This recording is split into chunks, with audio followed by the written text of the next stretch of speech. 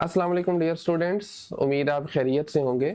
Okay, तो आज के इस लेक्चर में हम सीखेंगे ज्योमेट्रिक मीन के बारे में और इसी के साथ साथ एक्सरसाइज 6.6 के पहले 4 क्वेश्चंस भी सॉल्व करेंगे। अगर आपको याद हो तो इसी चैप्टर में एक्सरसाइज 6.3 में हमने अरिथमेटिक मीन के बारे में सीखा था, राइट। लफ्ज़ मीन जब आप सुनते हैं ना तो इसका मतलब होता है एवरेज, या रफली आप इसको मिडल टर्म भी कह सकते हैं, दरमियान वाली टर्म, राइट। तो इसी आइडिया को, इसी लफ्ज़ को, कंसेप्ट को जहन में रखते हुए हम इसका फॉर्मूला ड्राइव कर सकते हैं। अगर आप डेफिनेशन को रीड भी करें तो वो कह रहा है कि किसी नंबर g को is said to be geometric mean between two numbers a and b अगर a g b gp में होंगे। इसी वजह से इसको ज्योमेट्रिक मीन कह रहे हैं, ठीक है। आपके पास 3 नंबर्स हैं a g और p।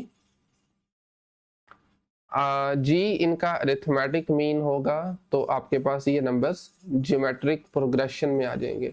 और आप जानते हैं ज्योमेट्रिक प्रोग्रेशन में होने का मतलब है कि इनकी रेशो सेम होगी, और वही काम उसने यहाँ पे किया हुआ है। जी को डिवाइड किया ए से, और इस नंबर सॉरी ये पी नहीं है, दिस इज बी, और बी को डिवाइड कर दिया जी से। ये दोनों होनी चाहिए बराबर। यहाँ से हम जी की वैल्यू मालूम कर सकते हैं। आप क्रॉस मल्टीप्लाई कर लें, जी ऊपर आकर बन जाएगा जी स्केयर, और यहां से ए बी आपस में मल्टीप्लाई हो जाएंगे। And then square root apply करें तो आपके पास प्लस माइनस के साथ स्क्वायर रूट ए बी आ जाएगा। ये फॉर्मूला जो आपने याद रखना है, इसे हम एक्सरसाइज में यूज करेंगे ज्योमेट्रिक मीन दो नंबर्स के दरमियान मालूम करने के लिए। ओके, नेक्स्ट उसने रिलेशनशिप भी बताया हुआ है अरिथमेटिक मीन का और ज्योमेट्रिक मीन का। If A and G are respectively, A और जी से उसने इन शॉर्ट, बजाय कि हम ए एम यूज करें, उसने ए से अरिथमेटिक मीन को रिप्रेजेंट किया है और जी से उसने ज्योमेट्रिक मीन को रिप्रेजेंट किया हुआ है। फॉर्मूलाज आप जानते हैं, ए का बराबर होता है a plus b over two, simple जो एवरेज हम मालूम करते हैं ना। और ज्योमेट्रिक मीन का भी बता दिया, square root of A plus B. इनके दरमियान रिलेशन ये है कि अरिथमेटिक मीन हमेशा बड़ा आता है, इसका आंसर हमेशा ज्यादा आता है इन केस अगर ए और बी बराबर नहीं है। ये भी याद रखना है आपने। और अगर ए और बी बराबर हो जाए तो ये दोनों सेम आ रहे हैं, ठीक है। आप वेरीफाई भी कर सकते हैं इजीली। अरिथमेटिक मीन और ज्योमेट्रिक मीन बराबर आएंगे अगर ए और बी दोनों इक्वल हुए तो। ओके, एग्जाम्पल नंबर 17 को देखते हैं, उसके बाद फिर हम चलेंगे एक्सरसाइज पे। इसमें जैसे हमने एक्सरसाइज 6.3 में भी किया था ना, इंसर्ट 3 या 5 geometric arithmetic means between two numbers, same question है यहाँ पर भी। 3 अरिथमेटिक ज्योमेट्रिक मीन्स हमें मालूम करने हैं 2 और 1/2 के दरमियान, ठीक है। तो सबसे पहले अज्यूम कर लेंगे G1 G2 G3 ये 3 ज्योमेट्रिक मीन्स हैं इन दो नंबर्स के दरमियान। इसका मतलब है कि 2 G1 G2 G3 और 1/2 ये GP में होंगे, ज्योमेट्रिक प्रोग्रेशन में। और अगर ये ज्योमेट्रिक प्रोग्रेशन में है तो हम फिर इजीली यहाँ से G1 की, G2 की और G3 की वैल्यू मालूम कर सकते हैं। कैसे? nth टर्म फॉर्मूला आपको पता है, an is equal to a1 r की पावर n-1। उसमें फर्स्ट टर्म भी आपके पास मौजूद है। हाँ, d मालूम करने के लिए हम क्या करेंगे, लास्ट टर्म को यूज करेंगे। और हमें नजर आ रहा है ये 5वीं टर्म है ना, काउंट कर सकते हैं 5वीं टर्म में। तो ये सिंपली आ जाएगा a5 इज इक्वल टू 1/2। और अरिथमेटिक ज्योमेट्रिक मीन प्रोग्रेशन का फॉर्मूला जब आप यूज करेंगे, an is equal to a1 r की पावर n-1, इसमें n की जगह पर 5 लगाएं तो ये बनेगा a5 is equal to a1 r की पावर 5।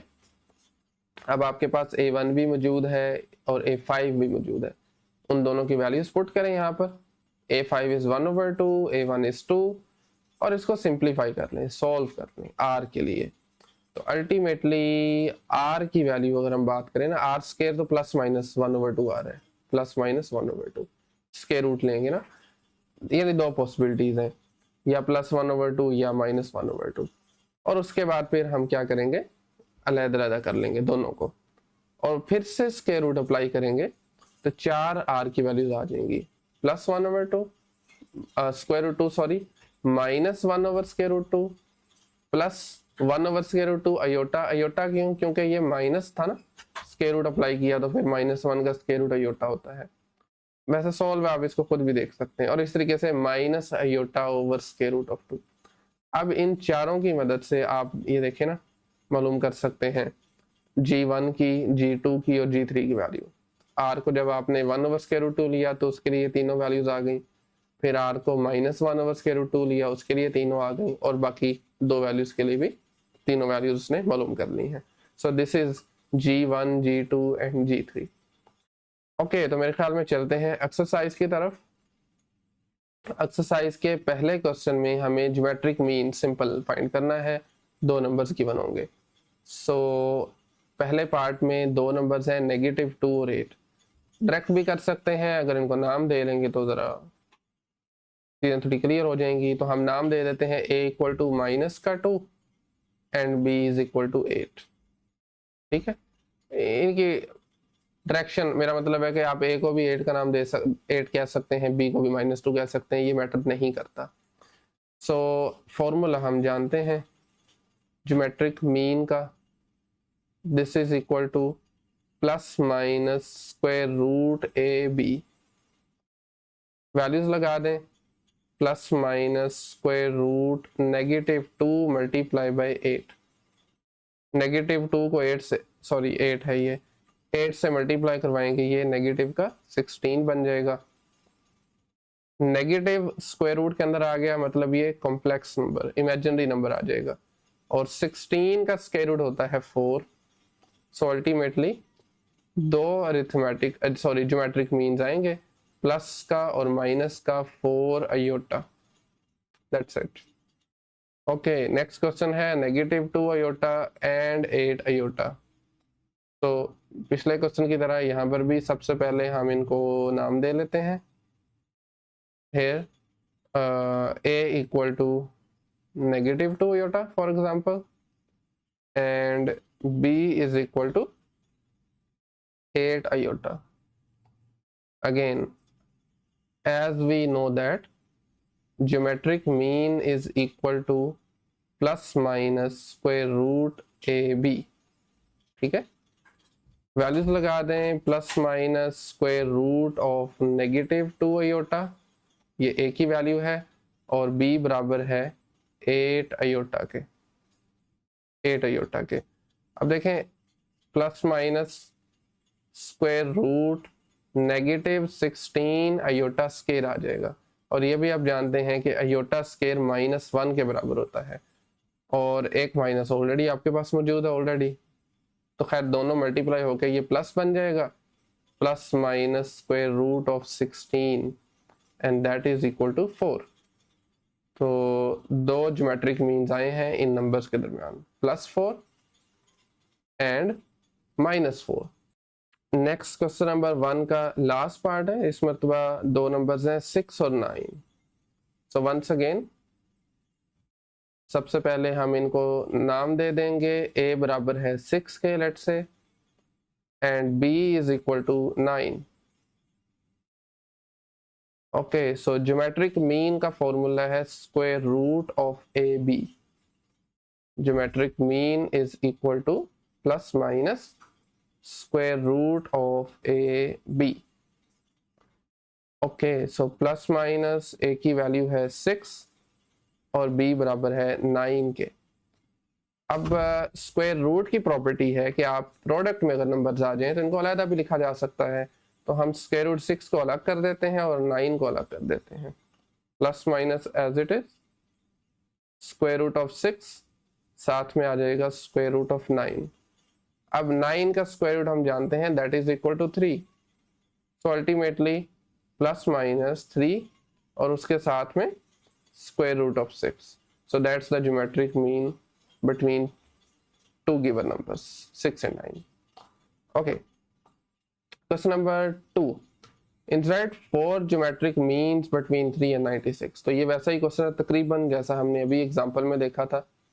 सो सबसे पहले आप एज्यूम कर सकते हैं, लेट G1 4 करनी है, 4 geometric means G1, G2, G3 and G4 before geometric means, in short लिख लें GMs, geometric means between 3 and 96, 3 and 96, right. इसका मतलब क्या होगा, 3G1 आप लिख सकते हैं, then 3, G1, G2, G3, G4 and 96, ये जो आपके पास नंबर्स हैं ये GP में होंगे, R in GP, geometric progression. और अगर ये ज्योमेट्रिक प्रोग्रेशन में है तो आप यहाँ से इजीली G1, G2, G3 और G4 की वैल्यू फाइंड कर सकते हैं। कैसे, नोटिस करें, यहाँ पर फर्स्ट टर्म क्या है इसकी, A1, it is equal to 3। अब हमें D चाहिए, सॉरी D नहीं R चाहिए, कॉमन रेशो, ताकि हम फॉर्मूला में वैल्यू पुट करके A1 की और R की ये चारों टर्म्स फाइंड कर सकें। उसके लिए नोटिस करें ये कौन सा नंबर वाली टर्म है, 96, छठी टर्म है ना, 4 ये, एक पांचवी ये और ये छठी है। सो A6 बराबर है 96 के। अब यहाँ पर हम फॉर्मूला अप्लाई करेंगे, general term formula, geometric progression वाला, आप मेंशन भी कर सकते हैं साथ में। an is equal to A1 R की पावर n-1। हमारे केस में n किसके बराबर है, 6 के बराबर है, तो n की जगह पे 6 लगाया, ये बनेगा A1 R की power 6-1 is equal to 96। A1 की वैल्यू भी इंसर्ट कर सकते हैं, that is equal to 3, R की पावर 5 इज इक्वल टू 96। 3 को उधर जाके डिवाइड कर देंगे, सो ये बनेगा R की power 5 is equal to 96 divided by 3। और 96 को जब हम डिवाइड करें 3 से तो ये बनता है 32। R की वैल्यू चाहिए, क्या मैं 32 को लिख सकता हूँ 2 की power 5, R to the power of 5 is equal to 2 power 5। अब आप नोटिस करें पावर सेम हो गई है ना, तो डायरेक्टली हम यहाँ से R की वैल्यू लिख सकते हैं विच इज इक्वल टू 2। ले बेटा, R की वैल्यू भी आ गई, A की वैल्यू, A1 की सॉरी, वो वैल्यू हमारे पास क्या है, 3 है। सो अब हम इजीली G1, G2, G3 और G4 वैल्यूएट कर सकते हैं। सो आप लिख सकते हैं नाउ G1 किसके बराबर होगा, पहली टर्म को आपने R से मल्टीप्लाई करना है, G1 को मतलब पहली टर्म को विच इज 3, उसको आप R से मल्टीप्लाई करेंगे, A1 multiply by R, A equal किसके था 3 के, R की वैल्यू है 2, सो ये 6 आ जाएगा।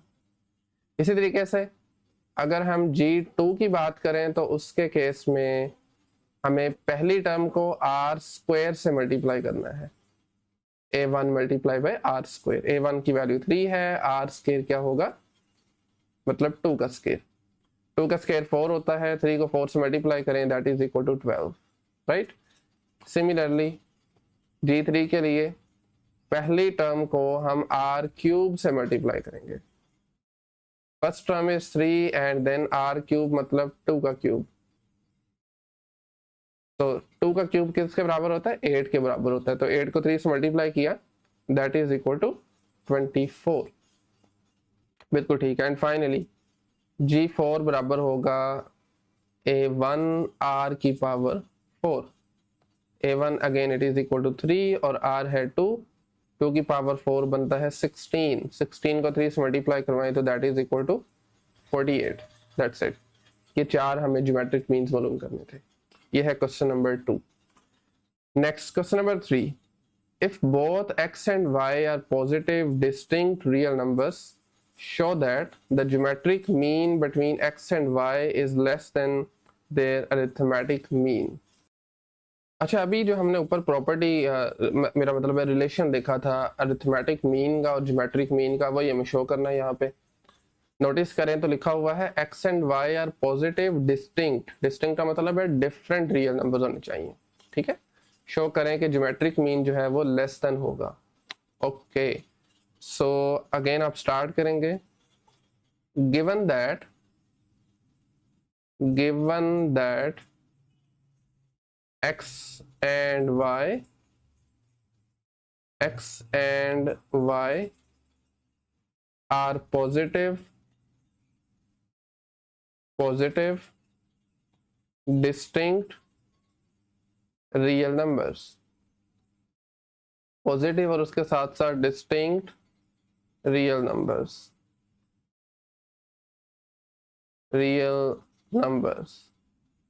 देन क्या डेफिनेशंस हैं अरिथमेटिक मीन की और ज्योमेट्रिक मीन की, आपने वो लिख लेनी है। देन हम जानते हैं अरिथमेटिक मीन इन नंबर्स के दरमियान होगा x plus Y over two, और जबकि ज्योमेट्रिक मीन की बात की जाए तो वो होता है स्क्वायर रूट ऑफ वाई। हम simply square root of y consider कर सकते हैं, square root of x y, sorry, मतलब प्लस माइनस के साथ अलग ही square root of x y. ठीक है, अब हमें ये शो करना है कि अरिथमेटिक ज्योमेट्रिक मीन जो है ये लेस देन होता है। We want to show that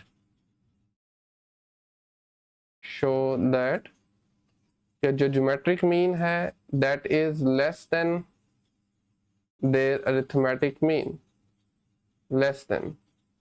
okay, अब नोटिस करें इस इनक्वालिटी को क्या मैं लिख सकता हूं, अगर मैं जीएम को उधर शिफ्ट करूं ज्योमेट्रिक मीन को, तो क्या हम लिख सकते हैं arithmetic mean minus geometric mean is greater than 0। एक ही बात है ना। तो बस हमने ये शो करना है कि अरिथमेटिक मीन में से अगर हम ज्योमेट्रिक मीन को माइनस करते हैं तो इसका आंसर 0 से बड़ा आना चाहिए।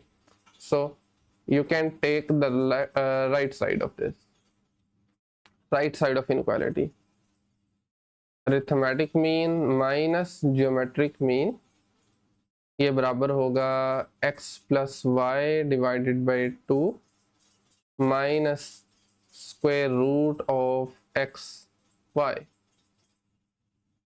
ओके, तो अगर सबसे पहले हम इसका एलसीएम लें, यानी इन दोनों टर्म्स को कंबाइन करें, तो 2 एलसीएम आ जाएगा डिनोमिनेटर से, x प्लस वाई माइनस 2 को इधर मल्टीप्लाई करवा दें, 2 multiply by square root of x Y whole divided by 2।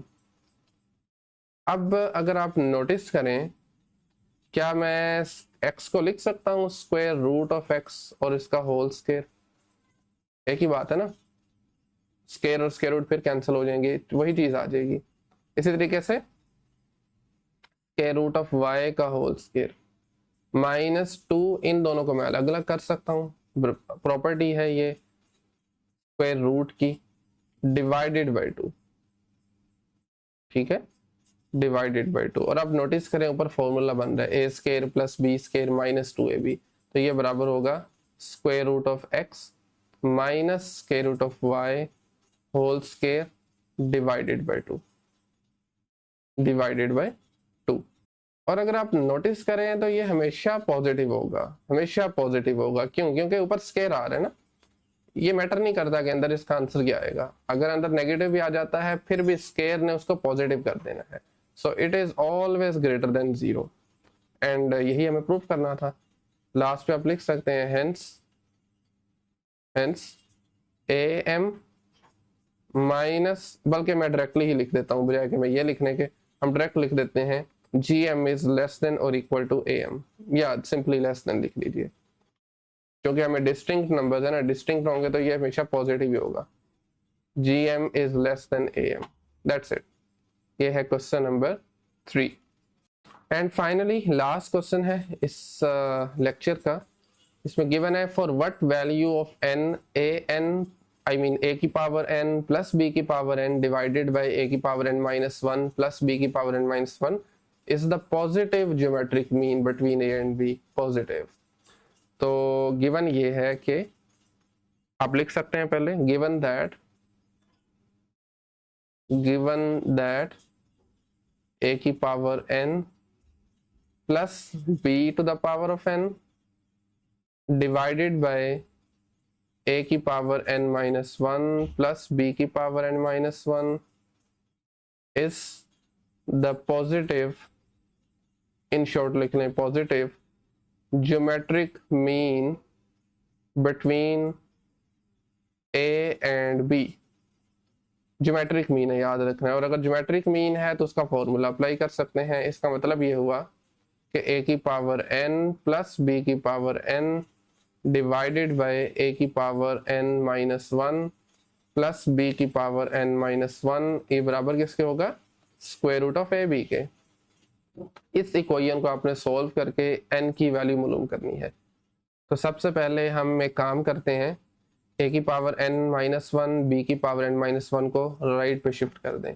सो ये बन जाएगा a की पावर n प्लस b की power n is equal to square root of A B, square root of A B, उसके साथ में a की power n minus 1 plus b की पावर n माइनस 1। अब square root of A B को हम A B की power 1/2 भी लिख सकते हैं, एक ही बात है, इसी की एक्सपोनेंशियल फॉर्म है, और अलग अलग भी लिख सकते हैं। तो मैं डायरेक्टली इसको a की पावर 1/2 लिख दूंगा और उसके साथ में b की पावर 1/2। ब्रैकेट में आपके पास आएगा a की power n minus 1 plus b की पावर n माइनस 1। ओके, सो अब हम इसको अंदर मल्टीप्लाई करवा सकते हैं। a की पावर एक्सपैंड, इसको कहते हैं एक्सपैंड करना। a की पावर 1/2 b की पावर 1/2, ये मल्टीप्लाई हो जाएगा a की पावर n माइनस 1 से। सिमिलरली यहाँ पर भी a की पावर 1/2 b की पावर 1/2 और उसके साथ में b to the power of n minus 1 आ जाएगा। अब बेस सेम है, पावर्स को हम ऐड कर सकते हैं। By the way right side भी आप लेफ्ट साइड भी लिख सकते हैं, विच इज a की पावर n प्लस b की पावर n। अब आप नोटिस करें a की पावर में 1/2 है और n माइनस 1 है, इनको हम ऐड कर देंगे। 1/2 प्लस n माइनस 1, बिल्कुल ठीक है। और b की पावर 1/2 एज इट इज आ जाएगा।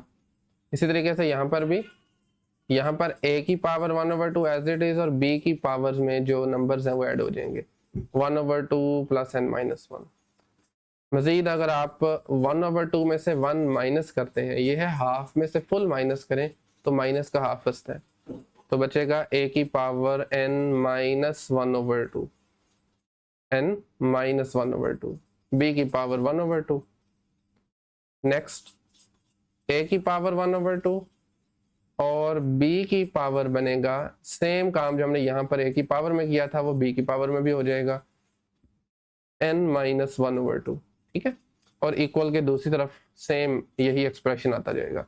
अच्छा, यहाँ पर आप नोटिस करें a की पावर n माइनस 1/2 है, साथ में प्लस 1/2 है, तो किसी तरीके से मुझे टर्म्स सेम करनी है। तो उसका तरीकाकार ये होगा कि हम लेफ्ट साइड पे जो a की पावर n है ना, इसको क्या मैं लिख सकता हूँ n माइनस 1/2 प्लस 1/2, यानी माइनस 1/2 और प्लस 1/2 कर दिया। अल्टीमेटली तो वही चीज़ है ना, कैंसिल आउट होके। सिमिलरली b की पावर में भी n माइनस 1/2 और प्लस 1/2, और इसमें कोई रट्टा लगाने की जरूरत नहीं है, हम पावर सेम करना चाह रहे हैं। अब इस तरफ पावर्स को मैं ब्रेक करके लिखूंगा, a की पावर n माइनस 1/2 अलग और a की पावर 1/2 को अलग कर लेंगे। सिमिलरली b की पावर n माइनस 1/2 सेपरेट और b की पावर जो प्लस 1/2 वो अलग हो गया। राइट साइड को भी फिलहाल मैं वैसे ही लिख रहा हूँ, तो इसको मैं यहीं से कॉपी कर लेता हूँ, ये एज इट इज फिलहाल आ जाएगी। अब अगर आप नोटिस करें तो हम इधर उधर चीज़ों को शिफ्ट कर सकते हैं। मिसाल के तौर पर a की पावर n माइनस 1/2 वाली टर्म को इधर ले आए और यहाँ से b की पावर n माइनस 1/2 वाली टर्म को राइट पे शिफ्ट कर दें, फिर हम उसको कॉमन निकाल के कुछ चीज़ें आप देखेंगे कैंसिल आउट हो जाएंगी।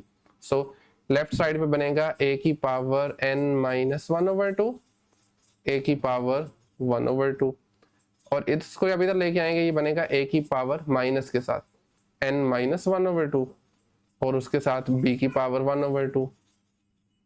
राइट साइड पे a power 1/2, b power n minus 1/2, n minus 1/2, और यहाँ से इसको उधर ले आए माइनस b की पावर n माइनस 1/2, ठीक है, और b की पावर 1/2।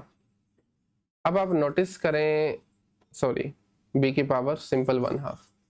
अब अगर आप नोटिस करते हैं तो लेफ्ट साइड पे हम कॉमन निकाल सकते हैं a की पावर n माइनस 1/2 को। क्या ख्याल है? बाकी बचेगा a की पावर 1/2 माइनस b की पावर 1/2।